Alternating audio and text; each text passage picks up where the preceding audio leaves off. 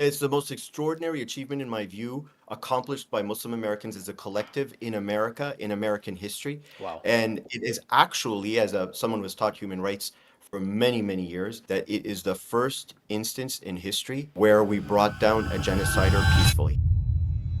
Would you consider the Muslims who came out in support of Trump in Michigan to be wrong for doing so? Or do you think that, in light of everything that you just said, that is actually a positive thing, not for Trump, but to get the Biden Kamala administration out?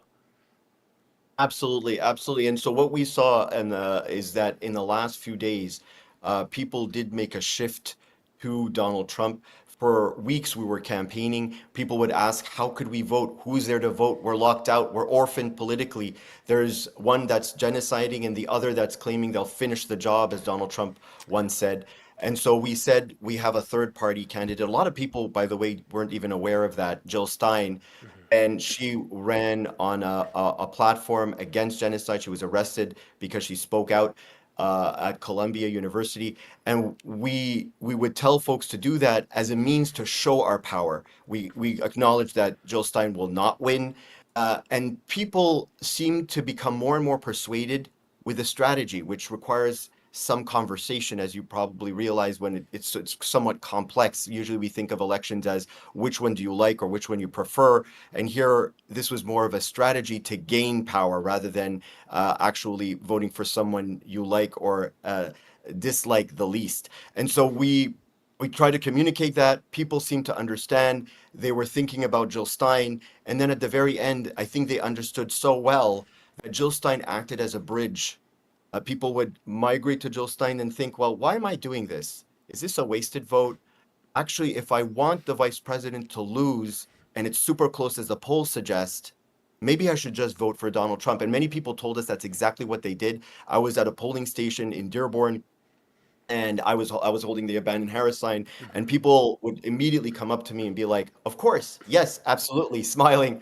And so everyone seemed to be on board. There was like this amazing sentiment.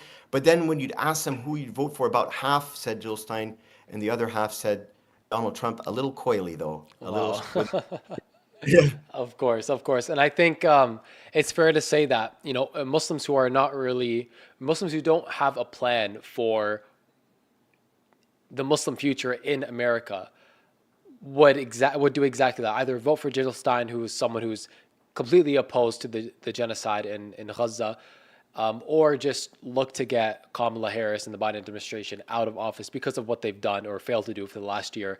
Um, but what is the great kind of political scope here? If you could, let's say you were the voice for all the Muslims in America, and if you asked the Muslims in America to do one thing, they would do that thing. What would the goal be, and what would you ask them to do? Do you mean in terms of the next steps, or you mean in terms of what we were demanding in anticipation of the election that just passed us? Let's do both. Let's start with what you were demanding, and then let's go to the next steps. Yeah, the one thing that we were demanding is that people understand that both political parties have truly rejected the interests of Muslim Americans. That at one point we voted for in 2000 President Bush, the second Bush, Walker Bush, and that we then suffered after 9/11. An era of Islamophobia was inaugurated in America and throughout the world. United States committed acts of terrorism in the Middle East, Mhm. torture, extraordinary renditions. And then we shifted to the Democrats. It seemed like we had always, we were constantly searching for a home, and we accepted many policies in the Democratic Party just because we had no other choice. And so that was a very difficult moment from 2004 throughout till 2020. When the time came, many people in this year, after this experiencing this genocide, would often say that they thought that Kamala Harris and Joe Biden were the lesser of two evils because Donald Trump implemented a Muslim ban, Islamophobic, spewing hatred. In fact, one of the things that people don't realize is while he was spewing hatred in 2016 campaign, hate crimes against Muslims spiked, and so this was not a friend to Muslims at all. And people are actually quite fearful of him. It was 4 years of being attacked and assaulted. So people would say this is a lesser of two evils. Why are you asking us to defeat the vice president? The one thing we wanted people to understand is we didn't have a candidate, we had a strategy. And the Mm. strategy was to increase the power of Muslims, to show, as we did on November 1st, we gave a deadline till October 31st, ceasefire deadline day. If Biden didn't call for a ceasefire, we would abandon him. We vowed to actively campaign against him. Yeah. And so we set out a narrative that then ensures that the political landscape recognizes we did that. We're to be blamed for the defeat of the vice president, that then increases our power, and then we can dynamically alter these political parties. Now, about your next question about what should we do into the future, I think the one thing that is really critical is that we flex our muscles and demonstrate our leverage. We have newfound leverage, and now a lot of Muslims voted for Donald Trump. Does Trump want us to abandon him? He has an opportunity now. He promised peace. He promised to some people privately a ceasefire. He promised that there are instances where you have to actually withdraw military support. He didn't say full arms embargo. In all of these, we have to hold his feet to the fire. Mm. And so we are asking people not to jump onto the administration, not to simply submit to it, but rather to hold it to account and to prepare, be on standby, so that when he is inaugurated, we come out and we also issue an ultimatum. Does the new president, does the president-elect want all these newfound supporters to run back to the Democrats? And so that's the question.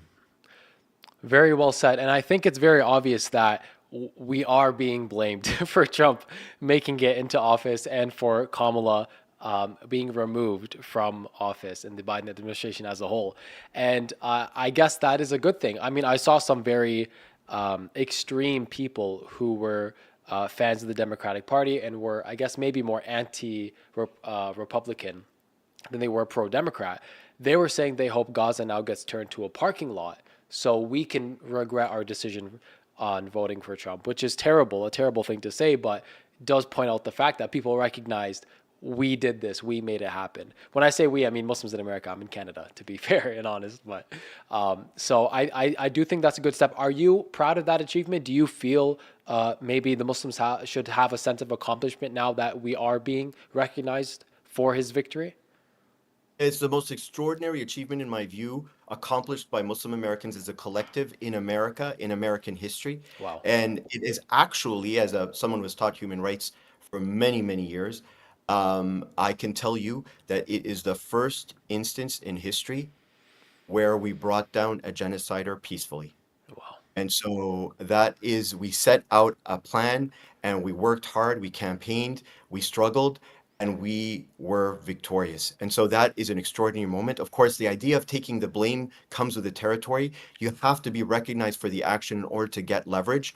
And so what you're seeing, the spewing of Islamophobia, is actually part of our strategy. The strategy being that they clearly recognize we have power and they're demonstrating their disgust towards us. They're proving to us why we had to do this. Mm. They didn't care about us. They don't, they really, they didn't think that we can accomplish this. They were ignoring us. And now in fury, they are having a tantrum. We want to take the blame me, blame all of us, because by knowing that we were behind this, they have no other option but to sit down to, have in moments of rationality and soundness of mind and recognize that the map just won't deliver. You won't win Arizona and Wisconsin, Michigan and Pennsylvania into the future without the Muslim American vote. And that number will only increase. Hmm. So now here is a warning to both parties that you have to listen to Muslim Americans, that we will be willing to actually even get the blowback because of the long-term outcome of ensuring that the White House becomes a place which protects people abroad and that doesn't kill, maim, and destroy our people in this ummah of over 2 billion all around the world. American exceptionalism and its carnage, historically, it has prevented goodness and prosperity in this ummah. Yeah. And so we have no other choice as Muslim Americans, a great responsibility bestowed on us because of the hadith of the Prophet ﷺ, who said that when one part of this ummah one part of the body of this ummah feels pain, its entirety feels pain. SubhanAllah al-Azim. SubhanAllah al-Azim. May Allah bless you and reward you and everyone at the Abandon Biden slash Abandon Harris campaign for all the work that you guys have done. I do think this is a monumental moment in a monumental time, and may Allah subhanahu wa ta'ala allow us to capitalize on it. What does that capitalization really look like? So now you mentioned that, okay, we accomplished this. It's what the greatest accomplishment for the Ummah in America, the Muslim majority, or the Muslim in America as a community. So okay, we took credibility for it, we took accountability for it.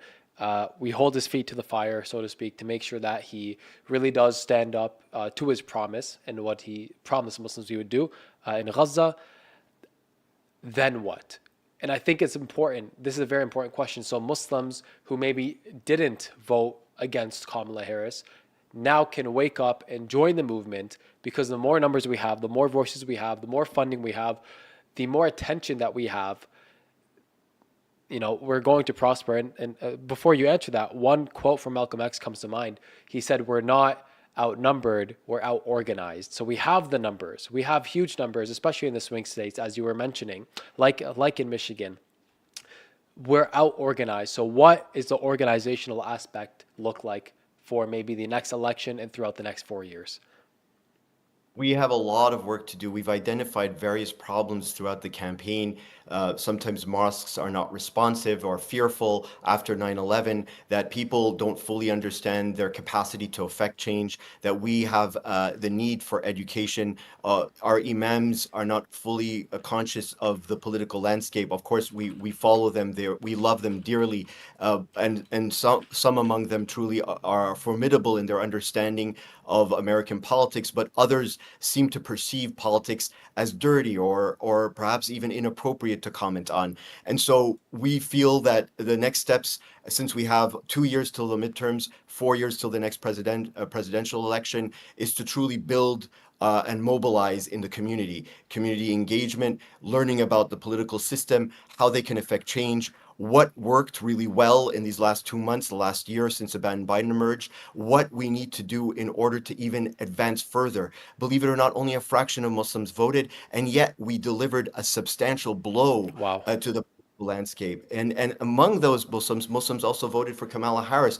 But the thing was that we always knew, because elections in America are so polarized and the swing states determine the presidency, that I knew that I only needed 70,000 voters who voted for Biden in 2020 to vote against Harris in Michigan, 10,000 in Wisconsin, 10,000 in Arizona, 10,000 in Georgia, and 10,000 in Pennsylvania. It's extraordinary because we're not trying to get someone into power. We're trying to ensure someone is defeated. Yeah. And so it's a very different ball game, but it does require, just to emphasize your critical point, Malcolm X, echoing him, it does require organizing. That's how much we have been sleeping at the wheel, that Wow. we had this remarkable influence that requires so little. And we're so excited, and it's so promising, inshallah, for us to build this, to have organizations and networks that ensure our mosques are places where we could talk about politics, where we can go busing, carpooling to the polls, where we could talk about candidates. We could put up our candidates. We can also ensure that candidates who are non-Muslim advance policies for Gaza. Many of these candidates just want to win, and we know that if they run in ways that are consistent with the policy preferences of their district, but we ask them, but include Gaza and other foreign policies that are amenable to us. Many of them would concede, because for many Americans, foreign policy is irrelevant, and so Yeah. we have enormous potential to transform and affect change abroad. SubhanAllah, SubhanAllah. Do you think that if you guys didn't organize in the way that you did, that the election could have been different, that Kamala could have stayed in office? Do you think that if Muslims didn't do this, she at least would have had a much better chance? Oh, absolutely, without a doubt. In fact, she probably would have won Michigan and Wisconsin. That would bring her ever closer. She would only need another state.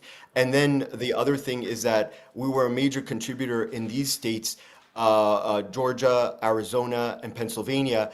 If she were able to win one of those three states alongside Michigan and Wisconsin, which we alone are likely, we're still looking to this. We alone as Muslim Americans likely delivered those two states away from the vice president. So if you add another state where we were a major contributor, she would have won this election. And so we do feel very strongly that we've made a decisive impact. Another way in which we made an impact, just to reinforce it and why we feel very confident, although we're again looking into the data closely, is that our campaign against genocide was very, very effective.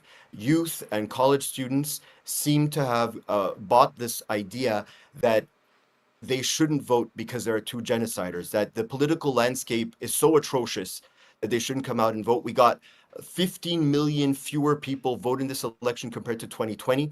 And that basically took out the oxygen from the Democratic Party because it constrained or narrowed the landscape. It, if those people came out and voted, it's extremely likely that Trump would have lost. And many of those were young people who bought into this idea that genocide needed to be punished, but they couldn't get themselves to even go to the polls and vote for Jill Stein. Wow, wow. Subhanallah, subhanallah. That's powerful. And that is kind of the natural conclusion that people would come to, that, both bad options. I'm just not going to do anything because it doesn't really make a difference. When I first spoke with you on the Daily Muslim, it was a bit hard in the beginning for me to wrap my head around it. But at the end of the day, this really is the best and maybe even the only option.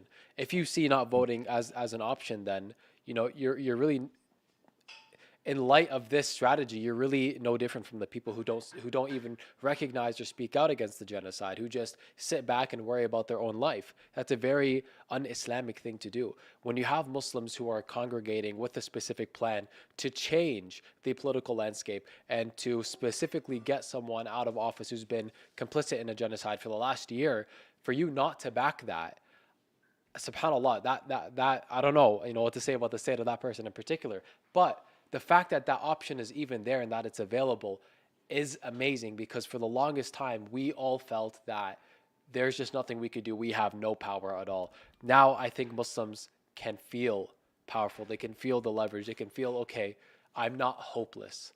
And that's one of the things that Muslims should never feel, is hopeless. Subhanallah al-Azim. Absolutely, yes. And it's actually really encouraging. One of the things that a lot of people don't fully understand, for example, if you look at the example of Badr, a lot of people don't recognize that Badr was actually defensive. It was not a form of conquest or spread of Islam. It was a moment in which those who or disbelievers wanted to attack Muslims, destroy them for the religion to perish. What happened in Badr was that Muslims stood their ground, even though they're so much, much smaller in number, just like we're very small, 1% in America.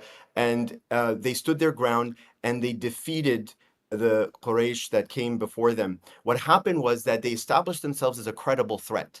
They showed that they can come through, they can defend themselves, and the religion prospered. It was a great moment. And similarly, the idea here is that we're not actually bringing a Khalifa into the White House, but rather we're showing that you should never have ignored us. If you want to win elections, you'll need our votes. And if we do this enough times, after a while, these parties will become socialized through a competitive bidding process where they'll realize the bid is getting higher and higher, and the policy priorities that we have will start to get injected into the Republicans and the Democrats. No more one single party that we live in and no other. That by doing that, you don't create competition. You have to put them into a type of auction of policies and then ensure that you demonstrate you're willing to punish either one as the election cycle goes from one election to the next. And so that's our goal. And it's a short-term goal to ensure that there's a long-term impact of Muslim Americans in the White House. And I can also tell you that other minorities have had similar experiences, and that's why many of their policies, both foreign and domestic, have been pursued in Washington. Wow, subhanallah. So if I understand correctly, it almost seems to be the case that if Trump doesn't live up to his promises and if he's no better, then Muslims are just going to vote Democrat in the next election and say, you know, you guys have to do better. You have our vote. And then it might flip flop a little bit until we have people who really implement what we need to see in the world. Is that correct? Absolutely, and there's a congressional election which is similar to a parliament in Canada or Britain or the United Kingdom, Australia, and in that Congress, the Republicans basically have power. We have a bicameral system, unlike in Canada, which has a House of Commons, I mean, in Canada there's a Senate and a House of Commons, but in terms of the legislative capacity, it comes largely from the House of Commons, and basically our bicameral system, both houses have power, and they are now currently under the control of the Republicans. They are the place where the president needs. You know, Republican representatives to deliver the laws that he wants. So what we are promising is that we will ensure that the president, who's the incoming president, will have no capacity to pass laws because we will then ensure that the Democrats win the Congress. But how? Will we do it because we love the Democrats? Again, our messaging has to be clear that we will support ceasefire candidates to the highest level, but that any attempt to make the Congress democratic is in the name of punishing the Republican president. I see, I see. Okay, and that makes sense. And I hope for everyone in the chat, that's something that is easily understood and something that makes sense to you guys as well. We do have a few questions here. One person asked, "Isn't voting haram?" What do you have to say about that?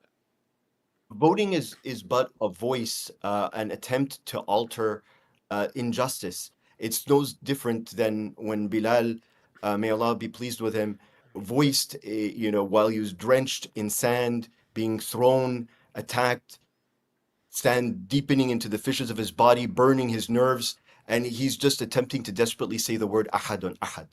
Ahadun ahad, ahadun ahad. It causes pain, but it's speaking the truth. It's holding people to account. It's telling them that this is how they ought to live. And how we see voting is simply an attempt for us to speak the truth and hold a government accountable. Our intention is not that we believe in what these parties do, that we're actually voting for the person, that we are actually voting for the party or its platform, but rather that we're saying, you didn't deliver to us this policy, and we're punishing you.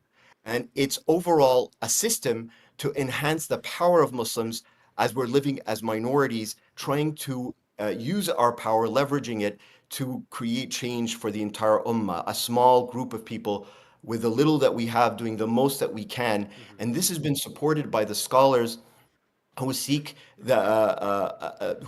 to create goodness to the extent that you can.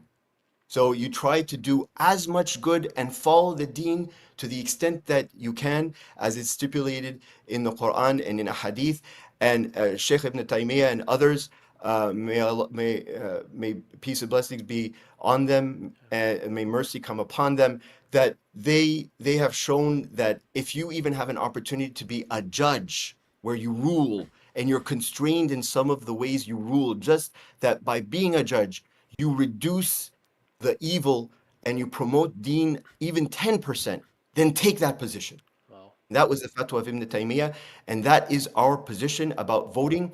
And we are not, again, it's the intention behind the vote. Are we voting because we agree with the Republicans? Are we voting because we fully agree with Jill Stein? Absolutely not.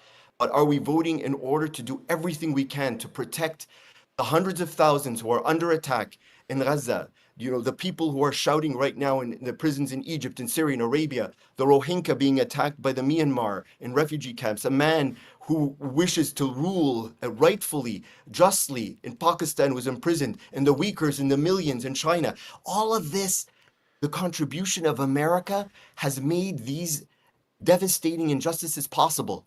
We must act. And if we can do even a sliver of good to alter this scenario in the ummah, we must. absolutely beautifully said, and I hope that answers the question for the brother in the chat who asked.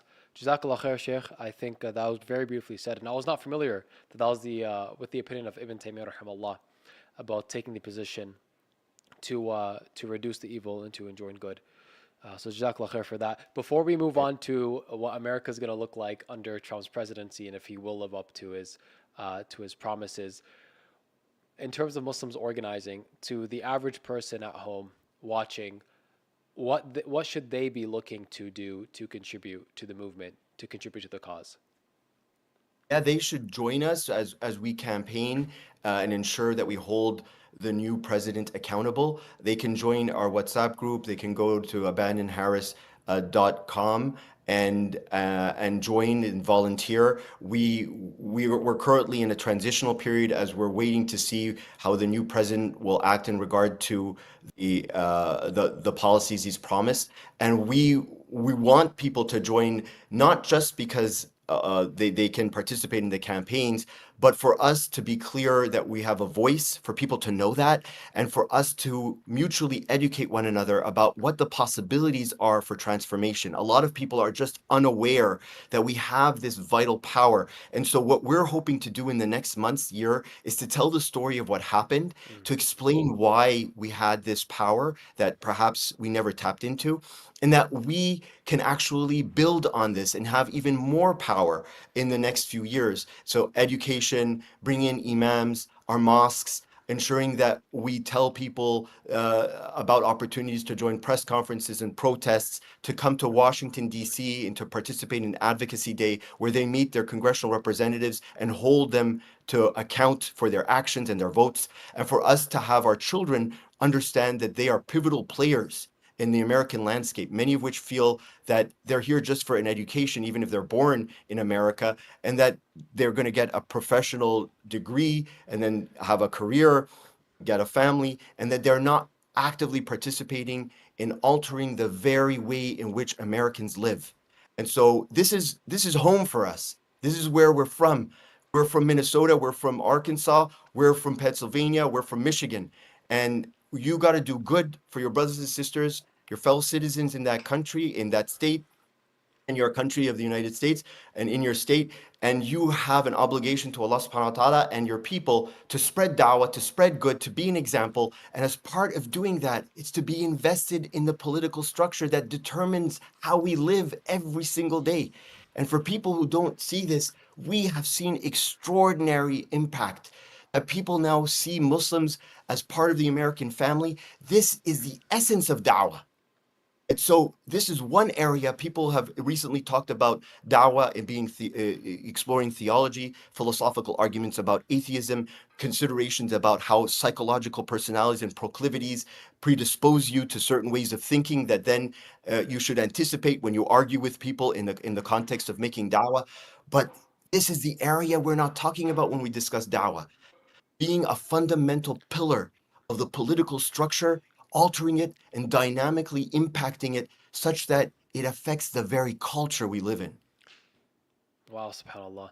It's really difficult to imagine a world where, these changes are implemented, where Muslims and, Muslim culture is kind of seen as a part of America, that we are a prominent community here and we're respected, we're acknowledged, let alone just being tolerated. We're welcomed even, that's such a crazy reality to imagine, but it definitely is possible. I mean, it was probably difficult to imagine, for the Sahaba, that they would conquer Rome and Persia like the Prophet ﷺ prophesied they would, that Islam would spread throughout the world like the Prophet ﷺ prophesied that it would. So this is just another step down that path for us. We were set back maybe in the last 100 years, couple 100 years, but now it's time for Muslims to get back on it, inshallah. And please, no one join the the chat, or else we're gonna have to move to a private chat, inshallah. But subhanallah. So we do have a question in the chat. What are some things we should look for in a candidate as Muslim Americans? The one thing that we have learned is that we went through a period that wasn't inaugurated or launched by Abandon Harris. There were lots of Muslim organizations after the attacks began, the genocide began in October, that emerged. Some of these organizations specialized in advancing certain candidates for Congress. Those candidates, many of which were Muslim, failed to win in the primaries, the period that the parties select which candidates will ultimately run in the election cycle in November. So one thing we've come to recognize is that for candidates, we're seeking Muslims and non-Muslims who can win in their districts. In other words, they're largely supporting many of the policies of that district, but for whom we would capture and cultivate that support specific priorities that Muslim Americans seek. So, ending Islamophobia, ensuring that throughout the ummah, American exceptionalism is not coming and chasing them, attacking them, droning them, genociding them. And so those are critical priorities. We believe that even with a non-Muslim, even a Republican, even a right-wing Republican, they will actually be supportive when they know that we will support them. They will basically advance their overall domestic policy goals within their district, where they have other conservatives that vote for them. But because we are capturing them, they will advance also a foreign policy against Gaza. We've discovered that Gaza and ending war and not interfering in the Muslim world happens to be a bipartisan issue. We find Republicans and Democrats have been sympathetic, but they need a push. They need to see that we're coming through. So when APAC knocks on the door, they say, "Well, no, I have these other folks who are willing to support me, and I can win now with their support in my district." And so we're looking for candidates that support our policy priorities fundamentally. And we believe that with the right cultivation and work, especially now with this newfound leverage, we could find these candidates and we can potentially have a Congress of people from both parties supporting the end of genocide and the end of occupation potentially.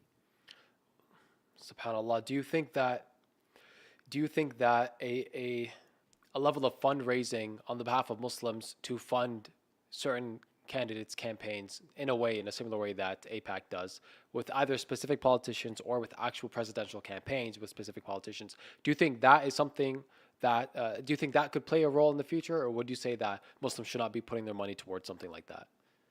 Oh, absolutely. We should put our money to it. And subhanAllah, it's truly a bargain. We've lost trillions and lives in the ummah and during this period of American dominance.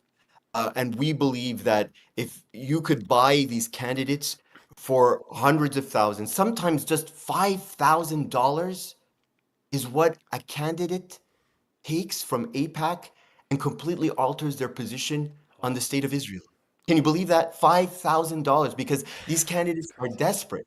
Wow. And so imagine like one physician, can easily give that amount. And we believe that if you asked us that we needed to collect $100 million for this Congress to be pro-Gaza and not attacking the Ummah, that's a remarkable investment, one that will deliver for centuries by having a superpower reverse course, and from the very locus of attack, it becomes a place that prevents harm and promotes justice in our ummah. Because in many ways, our ummah has been constrained by Washington. It seeks prosperity and peace and justice, and often there are attempts, and then they're squelched by the administrations, both Republican and Democrats, and that's because we just never exercised our voice. And so we really feel that fundraising, buying out these candidates, capturing them is a critical piece of this. But please know that it's a real combination between fundraising and then flexing your votes in these districts and in these swing states. Wow, subhanAllah. Would you say that flexing your votes in districts is a telegraph of your power for the presidential elections? Like, hey, look what we did in our district. Look what we did in our city in Canada. Look what we did in our municipality. Look, imagine what we can do statewide. Imagine what we can do countrywide. Would that would that be a fair way to flex power to the presidential candidates? Absolutely. Oh, if you're referring specifically to the presidential candidates, absolutely, districts can show power. But the curious thing is it's mutually reinforcing. So what's happened is that we showed that we had power in this presidential cycle, and so it makes our threats credible as we move into the congressional elections. Curiously, it might seem as though we think small to impact large. But what happened this past year is that we weren't successful at the congressional level despite a lot of investment, and we won on the larger presidential level. So our first moment of establishing we're a credible threat was not in targeting 10, 20 districts, and then we proclaimed that we were truly a significant constituency of power in America. It was that we impacted the presidency in 2024, and now everyone should be on alert for every election into the and you know why that happened?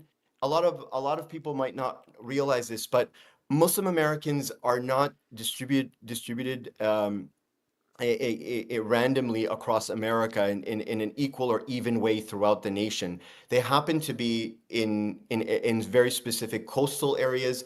They happen to be located in the swing states, and because they're located in Michigan and Wisconsin and Pennsylvania, Arizona, then we had an impact. But we're not represented in all districts, and that's why I was telling you that even if we're not represented in these districts, even if we support as we should non-Muslims, we are able to affect change through our money in districts where Muslims aren't in the are not part of the population in significant numbers, and in other parts of the country where we are concentrated, we have an impact. And it just happens to be that we are in all the swing states. Abandon Harris was campaigning in all these swing states, fully functioning operational campaigns, and we actually delivered, alhamdulillah, by the power and permission of Allah subhanahu wa ta'ala, every single swing state away from the vice president. Subhanallah. Subhanallah. That is truly, truly, truly remarkable. And a year ago, I could not have imagined this. Even back when we spoke on the Daily Muslim in Chicago, I couldn't really imagine it. I agreed with the methodology. I understood it. It made sense. And I really wanted it to be the case, but I just couldn't really grasp that Muslims, a small 1-2% of the population, would have such a significant impact, subhanAllah. But I mean, lo and behold, it definitely turned out that way, which is amazing. So now I want to jump to the next 4 years of America under the Trump administration and under his presidency. Personally speaking, we're not looking for any firm answers per se, but personally speaking, do you feel that he will uphold his end of the deal? He will uphold certain promises, and that he will cater at least somewhat to the Muslim population that helped get him in office? I truly, Allahu Alam. Allahu Alam. We hope that he fulfills his promise. He did come to Michigan. He met with imams and other Muslim Americans. He outreached. I should also say now it's easier to say this. The former president, the president-elect's people were heavily lobbying Abandon Harris for for our endorsement, and we rejected again and again to issue it because we believed that the president-elect never proved himself sufficiently. We demanded a ceasefire and a full arms embargo, and he keeps saying to us that he wants to bring peace. But why not just say then ceasefire? So we were very concerned about that. And we believe that to maintain credibility and to hold the future administration to account, we can't give an endorsement without guarantees. And if you can't say those words, then it's impossible for us. This is for our people, and we're willing to struggle. So, but he has been saying peace, and that's what his surrogates were telling Abandon Harris. And the interesting thing is there is evidence to suggest that the former president is interested in peace, that he believes it's better for business, it's better for American national security interests, it's better overall for the world. But then again, during his administration, there were drone attacks, there was killing, there was intervention in the Middle East, and so we really are bracing. We don't know what's about to take place. Now we are on standby. We're willing to put out an ultimatum even from the very first day of his inauguration on the 20th of January, 2025, calling on him to call for a ceasefire and a permanent ceasefire and a full arms embargo. We feel that he doesn't deserve any special consideration Yeah. and that we have to hold him to what he said. But one thing that I do think is different is that now you have the example of the Muslim American vote counting. Mm. And so we have leverage, and we are hoping that Trump, 2.0 cannot be the photocopy of Trump 1.0 in 2016, where he came in and had a Muslim ban.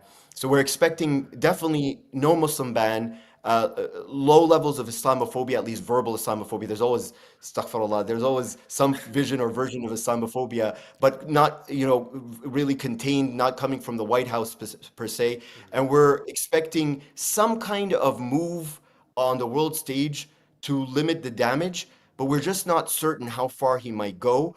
And I'm personally quite skeptical and even maybe suspicious that he could have said those things merely for votes. And so, where we didn't give him our endorsement and we're on standby. All right, inshallah khair, inshallah khair. At the end of the day, even if he doesn't, put up on his end, then he's going to be, his administration or the Republican side will be out come next election, inshallah, and hopefully replaced with a party that is willing to back our interests and the interests of the world and humanity. Frankly, like it's a genocide. I don't know why it's so difficult for them to just give us what we want, which is just peace and stop murdering people. But I mean, that's America for you. But It's extremely complex, apparently. This has been the thing that has been so mystifying to us. The Democrats who stood for life and fundamental justice, who claimed to us that the alternative was despicable because he was allegedly against democracy. And yet the Democratic Party is now in history on record committing genocide. And as we protested again and again and again, these were the folks that we brought into power in 2020. They would come crying to us, these gentle genociders, and by their own hand, then send monies in the billions for Netanyahu to continue his reign of munitions and bombardments on an innocent people on the verge of disintegration. It was madness this past year, horrifying. The Democratic Party, to us, does not stand for life or fundamental justice when it passes the threshold, our red line of genocide. absolutely, absolutely, 100%. Jazakallah khair, Sheikh Hassan, for joining me. May Allah bless you immensely. I want to give you the final word here for sure. What would your final message to the people watching and to the Muslims in America and around the world be? This is an extraordinary moment for the ummah that we should celebrate together. A moment in which we're reminded of the words of the Prophet ﷺ, who likened the ummah to a single body. When one part of it feels pain, its entirety feels pain. And for all the people oppressed in the world who hear us, let me tell you that there were sleepless nights by people at Abandon Harris, that we felt the pain, obviously nowhere near the pain of the people abroad who have suffered so extremely. Our children who we've seen amputated, their bones evident through their skin, so clear and visible, the deplorable that's happened. And we believe that we have no other choice but to follow in the words of Sayyidina Musa alayhi salam, the 17th verse of the 28th surah in Surah Al-Qasas, where he says, Ya Allah, you have favored me and I will never side with the criminals. At Abandon Harris, Abandon Biden, we decided that we would never side with the criminals.